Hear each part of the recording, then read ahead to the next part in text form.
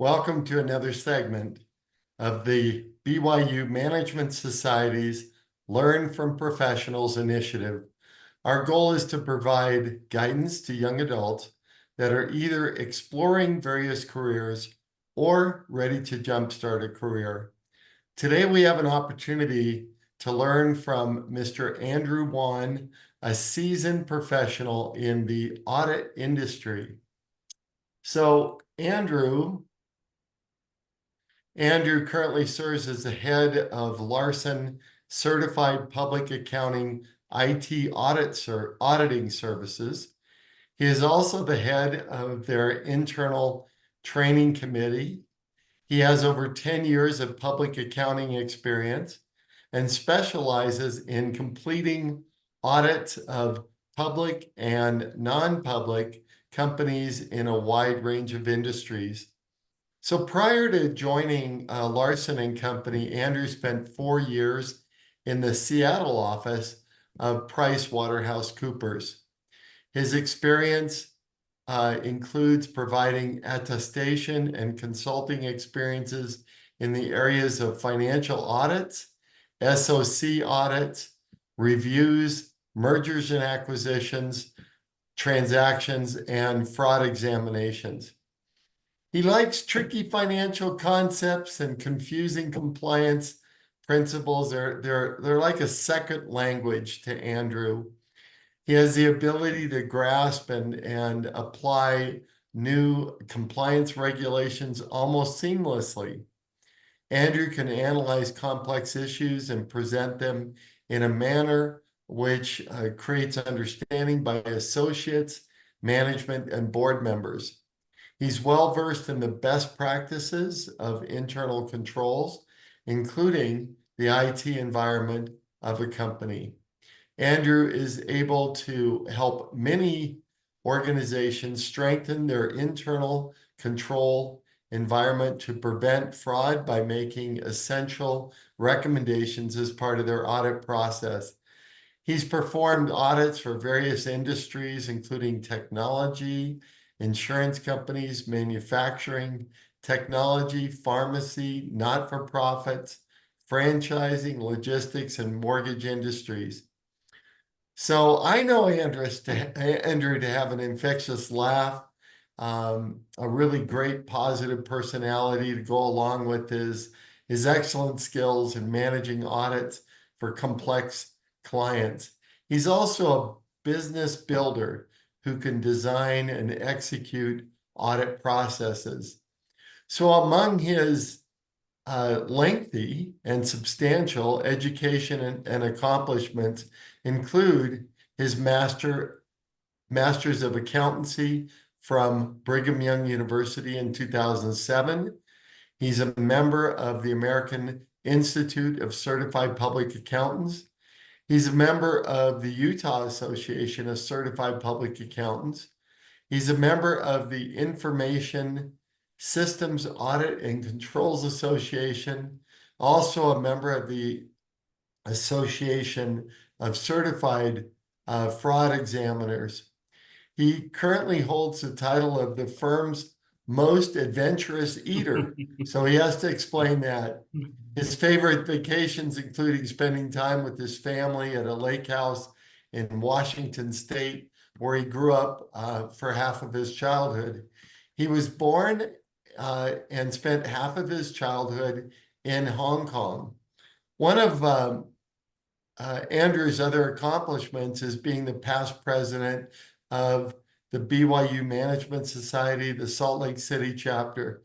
In addition to that, he has spent a significant amount of time helping with the Young Professional Career Engagement Program. So Andrew, welcome. And we appreciate your willingness to share your expert advice with our viewers. So what made you decide to pursue a career as an accountant and an auditor? Yeah, that's a good question. I would say it probably started when I was, after I graduated from high school, I started taking some preliminary prerequisite classes, and one of them is an accounting class. And one of the projects I had to do was to kind of take public company's financial statements, analyze it, and understand it, and kind of tell a story about the company. I think from that point on, I was just super interested in businesses, and accounting being the language of business. I was kind of interested in it, and got hooked, and continue my path through school in accounting.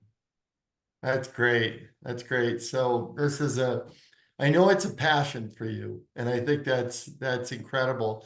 So what do you think has helped you to become so successful in accounting? Well, I think a lot of people think of accounting as, oh, do you have to know a lot of math? And you have to be really good at math. And I would say that's to a certain point, but I think more importantly, especially the field that I'm in, where I'm more of a consultant accountant of sorts, a lot of it's the interpersonal skills as well. And having the desire and the hunger to learn, to improve, and to be interested in various organizations, and what you can do to help them improve. So I would say if someone's interested in using their technical knowledge to help others, accounting is definitely a field for them. Thank you. So I'm curious, what is the best career advice that someone's offered you? Hmm. Well, I think some people, it's actually more recent. Um, I've read this book called Ideal Team Player, and it talks about three things um, that every ideal team player should have, and that's hunger to learn, humility to improve, as well as being smart in their interpersonal skills. And as I reflect upon my career, and other people that I've tried to emulate, I truly believe that those three attributes are important and crucial, um, for this profession, and really any other profession. Because even though you may be talking about financial statements, that doesn't seem like it deals with a lot of people, but in reality, um, it's relationship business. So Sure. it's very important for you to have those three skills. I think that's really important, and I know that accounting work is very impactful. So if one of your clients doesn't have their accounting in order, then that could be a big problem. Yeah, it's impactful for funding. It's impactful for getting interested parties to invest in your company. It's important to regulators. So those financials are distributed to a lot of different places, have many uses for them. So Andrew, you're an auditor. Yep. Can you tell us more about the work that you do there? And then also, I noticed that you're a trainer. Yes. And so you get new people that come on board. And so can you tell us a little bit about the training that you take them through that process? Yeah. And I would say a lot of the training, so most of the people that we hire come from um, universities that receive their bachelor's degree and their master's degree. And so they're well versed in the basic accounting of it. And mostly what I do on our training programs is getting them to start critically thinking and using those skills to uncover errors or misstatements or fraud, or maybe look at things a little bit differently to see how they can improve on the efficiency of it. So we do a lot more in the data analysis and critical thinking and teamwork, incorporate that all in our development and training so that they could have those important skills as they interact with others. Mm-hmm.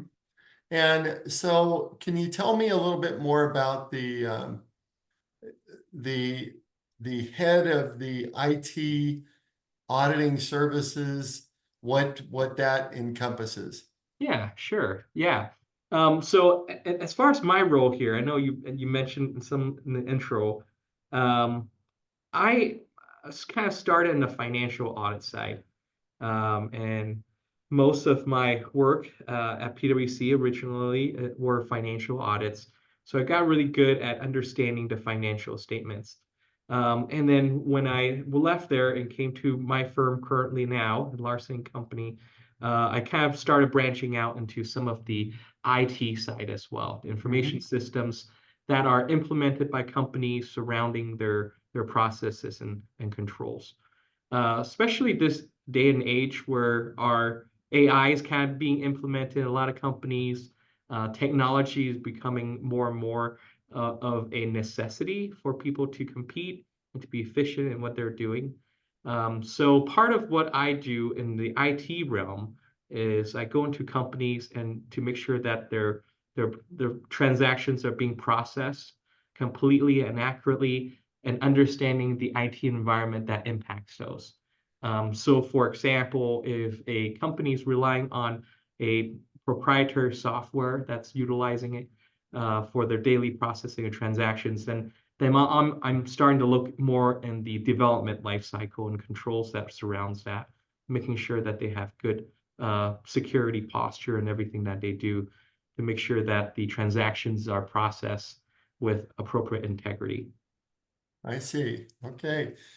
That sounds very important, especially if it's internal software, proprietary software that has to be right.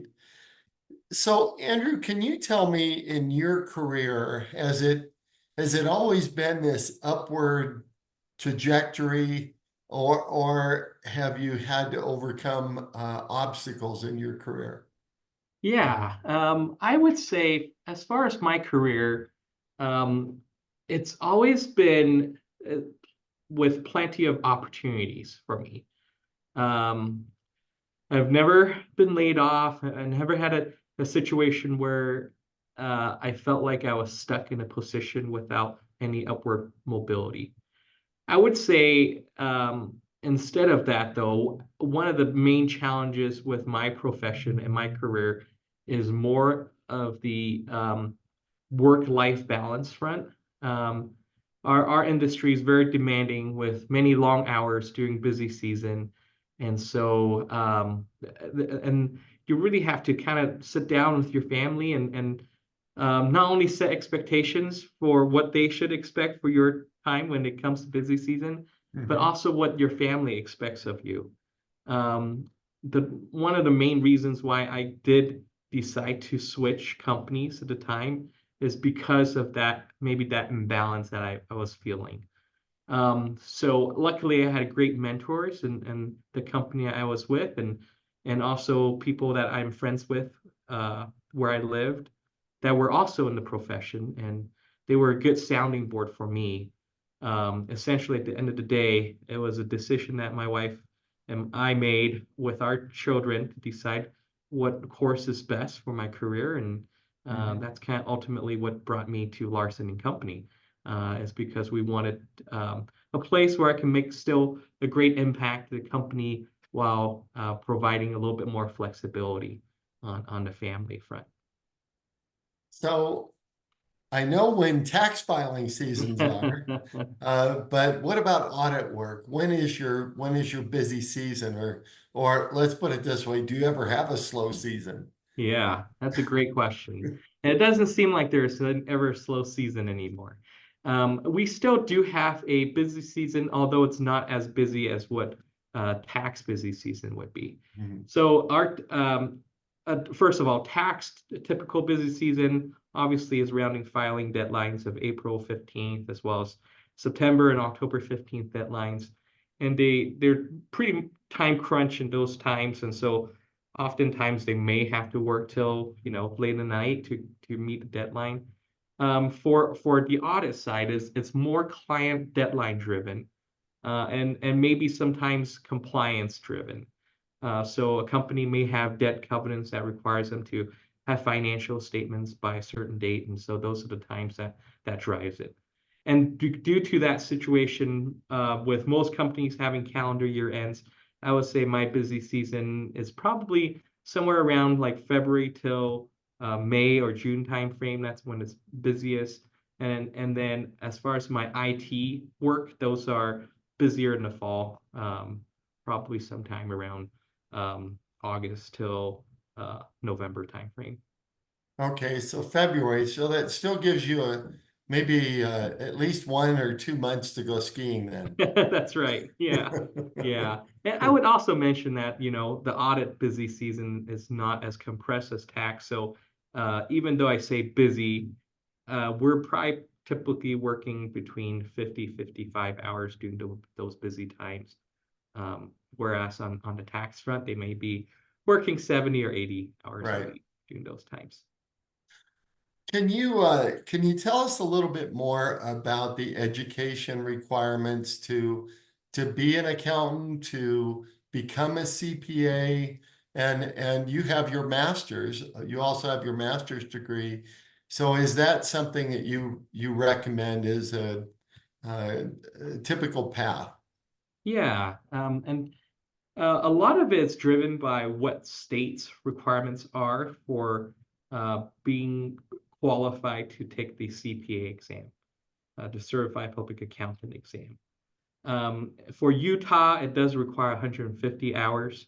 So because of the 150-hour requirement, most people do masters to satisfy some of those hours.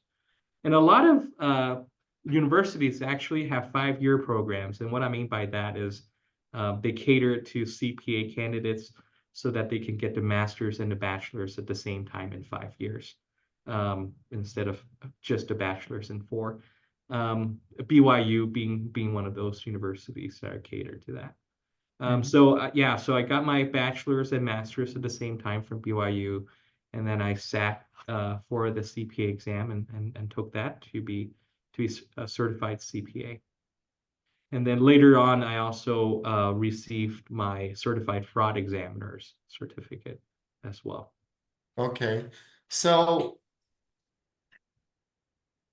you've got your licenses Mhm. and you've got your background, and then there's certifications, and you just mentioned one about a certified fraud examiner. Are there other certifications that are helpful for CPAs to get? Yeah, I would say that us in the CPA world, there has been a lot of changes, as I mentioned, with the IT side. So there are actually certificates on the IT front as well. CISA, CISA, which is from the ISACA, ISACA body, accrediting body. It's a certified information systems auditor. And so that is also a certification I'm seeing more often people are taking. Hmm. Okay. So what do you believe? Now, you mentioned time commitments, right? That can be pretty tough, and whether you're in consulting, whether you're in investment banking, whether you're in private equity, even my profession, you can have a lot of time commitments there. But what do you think are the main rewards of being an auditor and the challenges? Yeah, that's a great question.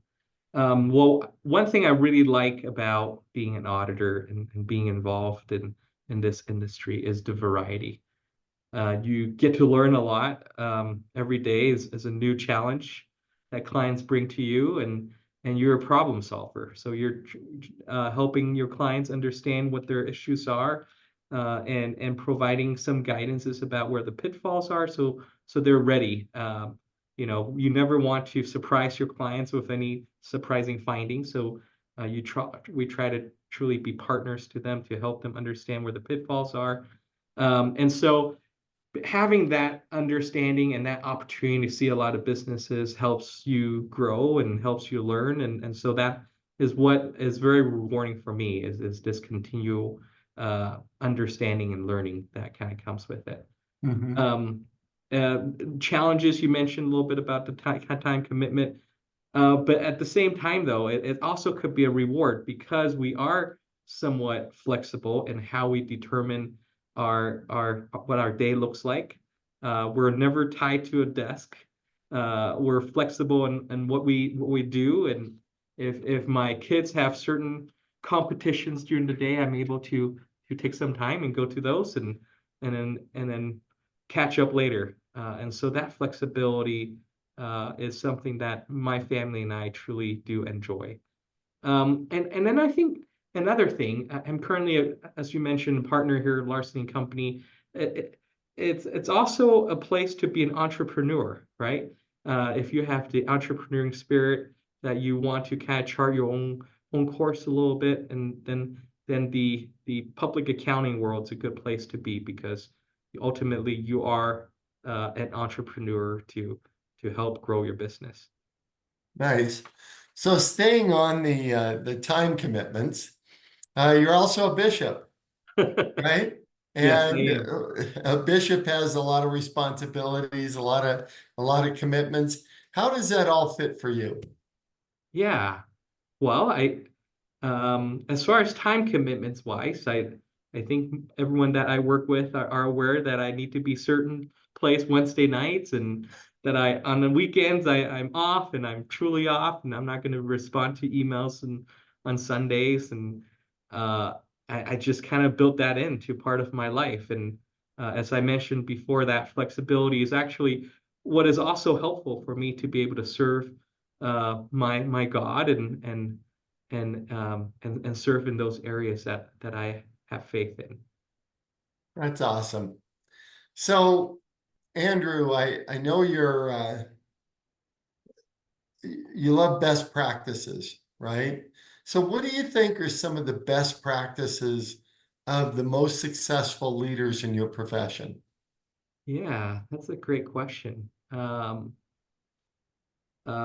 would say in my profession, um, having that desire to continually improve on your skill set is key, because ultimately what you are trying to provide for others is your skill set and your knowledge. And it's not necessarily a process that you're trying to provide. So that's important. And I would say the others is communication skills, being able to work with others and communicate to others in the most simplistic manner, yet impactful manner, to help executives and board of directors and CEOs understand what they need to focus on for maybe the next 12 months, and presenting that in the most basic and simplistic manner Mhm. is very helpful in my profession. So communication is key. Yep, it definitely is. Um, so can you tell us a little bit about some of the trends that are impacting the accounting profession? Yeah, that's a very good um, question. So one of the biggest impact right now is the introduction of AI into our world and our field, and trying to figure out ways to improve. We have in the industry, there's a continual decline of people that are interested in going to the accounting field, as well as those that are interested in taking a CPA. So there is a shortage of the uh, employee pool that's going into the industry. So as a profession, there are lots of new products and new technology that are trying to help minimize the time necessary to do more of the menial tasks. Mhm. Um, there is also a trend of maybe outsourcing some of those tasks to other countries while upskilling the current employees here domestically, to take more of the analytical work and with technology helping with some of the groundwork to make sure that those are streamlined. So as a firm, we're actually even testing a lot of new AI products that helps with auditing, um, using AI as a technology to help match our samples, the selections to invoices and support that the client provides. So that's been changing a lot. And other area is there are traditionally in our profession, have been focused on financial statements. There's also a trend to start looking at auditing skills and providing opinions on non-financial items, such as ESG, environmental social governance reporting. And so, yeah, we're seeing more and more of that, and rather than being historians as accountants, to be more advisors, Mhm. advising others for the future. Well, I know that that finding talent is tough for an accounting firm right now, and I don't think it's just accounting. There's other professions that are there, and it's hard to find people, qualified people Mhm. that are willing to work hard um, and have a desire to really succeed. So I think you're right. Going into accounting, you can write your own ticket right now. That's right, especially if you're accountant that also has a desire to learn about information systems. Okay. So what advice would you give to, let's say, a young person that's interested in exploring a career in accounting? And also, what advice would you give to somebody that is, let's say they're getting ready to graduate, so they've got their BS and they've got their masters. Now they're ready to jumpstart their careers. What advice would you give in both situations? Yeah. I would say for those that have graduated or are soon to graduate, an important thing is to do an internship. There are lots of paid internships from accounting firms that they can do, well-paid internships, so they can get to experience to see if it's really something they want to do. Um, and also there are lots of other options if it's not public accounting that they wanted to jump into, and there are internships for those as well. Um, for those that are just entering and learning about accounting, AICPA has a website that talks a little about the profession and the accounting field, and what they foresee in the future uh, for people in our profession. I also would suggest them to just kind of shadow and talk to someone like these information interviews, to Mhm. someone that they know that's an accountant, and see what their thoughts are. Even in the public accounting field, there are various degrees of sizes of firms as well. So even though there may be one firm that does it one way, there's another firm that does it another, and might be a better fit for them as well. So yeah, my advice is to kind of continue to explore and to talk to people, and research as much as they can about it, and because there are lots of resources available.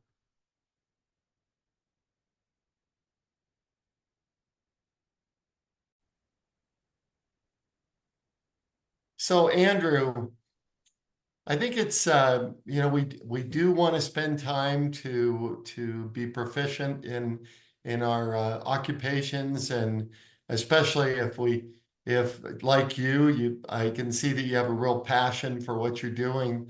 But what advice would you give young adults that they want to be successful in their occupation, but they also want to have balance in their life? And I mean, I heard some of that from you. You said on Wednesday nights you're busy with the youth in your ward. On Saturdays and Sundays, those are days that you've reserved.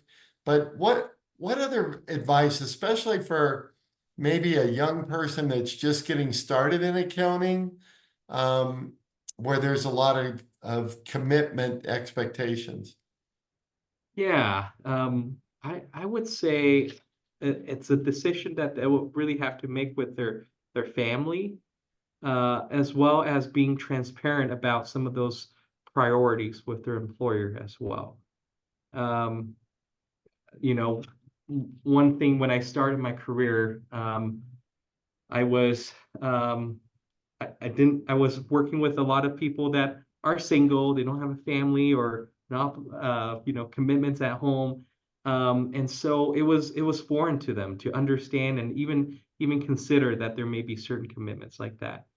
And I would say, being transparent with some of those commitments, and what you're willing to do to kind of make sure that there's a compromise. Maybe it's if you want to be home to, if it's commitment is to be home to eat dinner with your family, well, make them aware that, I really want to be home to be with my family.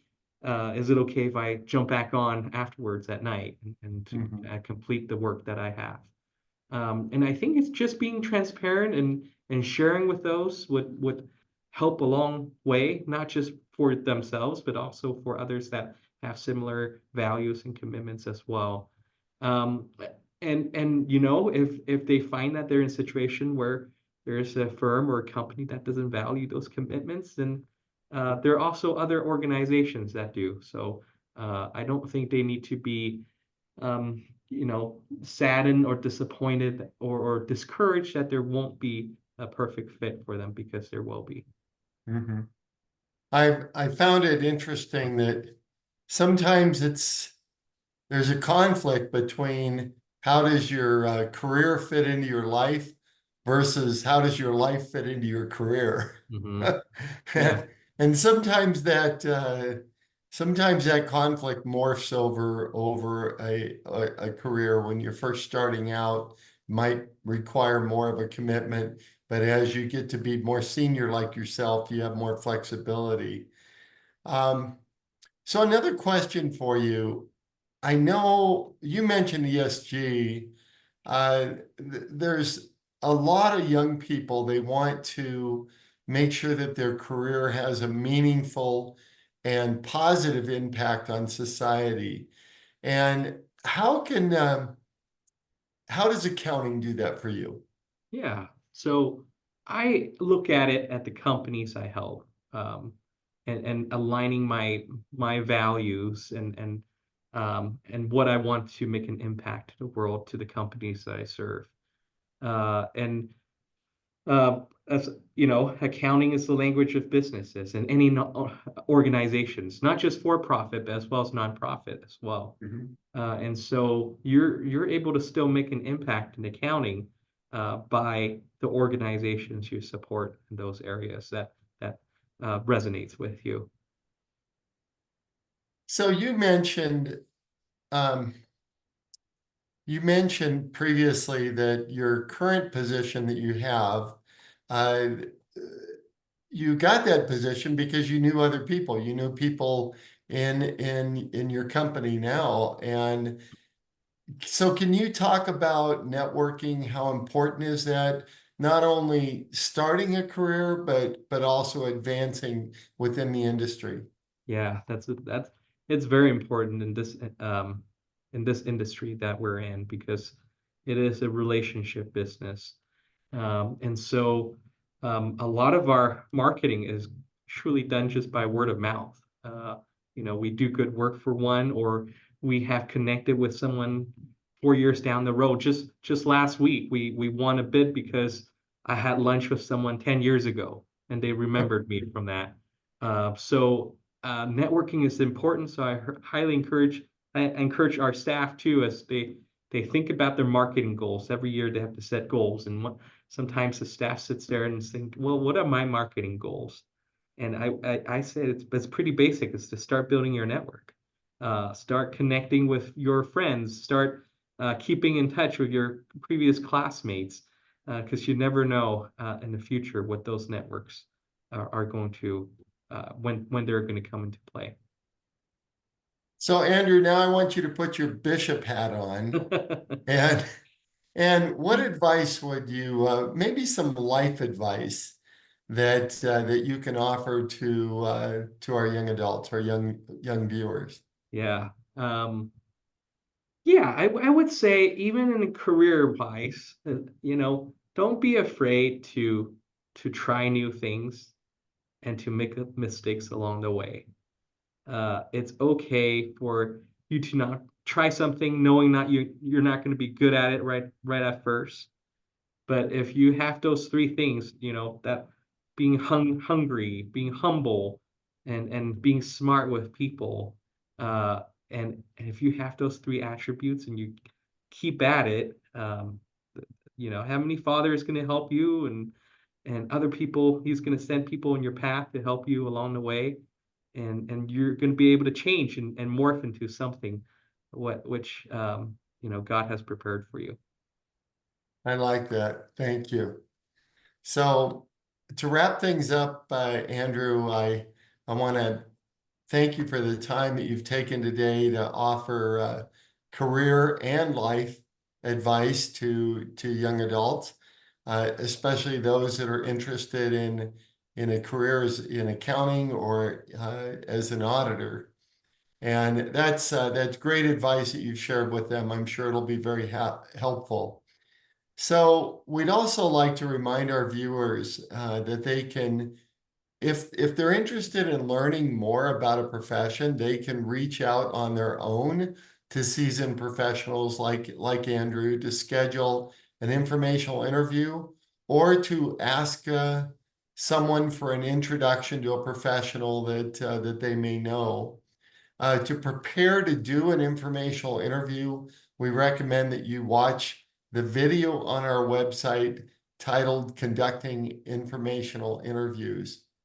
So again, Andrew, want to thank you for all your time today, and that was very awesome. Any closing comments? No, thank you, Scott. I know you do a lot of other things, and this is one of your most important things that you do, and the most passionate things that you do. And I appreciate all that you do. All right. Well, thank you. Take care. Thank you. See ya. Bye-bye.